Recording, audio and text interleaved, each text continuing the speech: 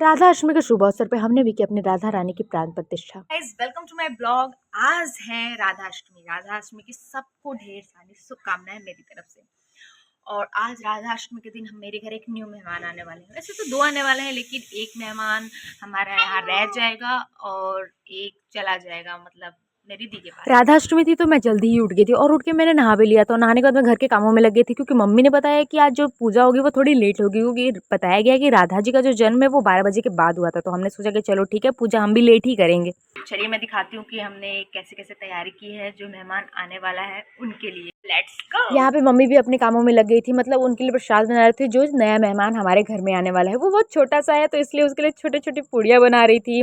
उसके बाद यहाँ पे प्रसाद बन रहा था जो कान्हा जी को और राधा रानी को, मतलब सबको चढ़ेगा। लगभग सारे प्रसाद रेडी हो गए थे, तो मैंने सोचा कि चलो इसको प्लेट में निकाल लेते, क्योंकि अब इनको हमें भोग भी लगाना था कुछ ही देर में, मतलब पूजा होने वाली थी। तो मैंने सोचा कि चलो ठीक है, प्लेट में पहले निकाल लेते। तो मम्मी यहाँ पे प्लेट सारी सजा रही थी और सारे उसको प्रसाद को रख रही थी कि अब उसको भोग भी लगाना है। यहाँ घर की सबसे बड़ी मेंबर पता नहीं कहाँ जाने के लिए रेडी हो रही है, हमें तो बता भी नहीं रही।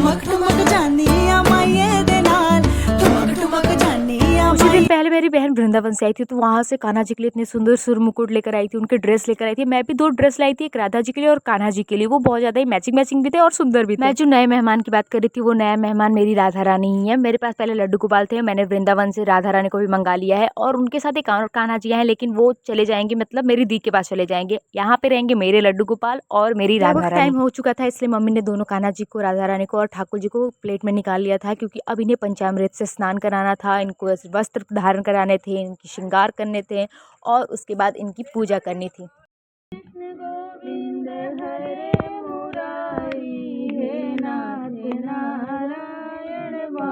समय को देखते हुए मम्मी ने जल्दी जल्दी इनको स्नान कराया। उसके बाद सबको बारी बारी उनके वस्त्र पहनाए, उनका श्रृंगार किया, उनके मुकुट को पहनाया, मतलब सब कुछ हमने बहुत अच्छे तरह से किया। तीनों जन का बहुत अच्छे से श्रृंगार हो गया था और वो काफ़ी ज़्यादा ही सुंदर लग रहे थे, सच में यार, मतलब नज़र ना लगे।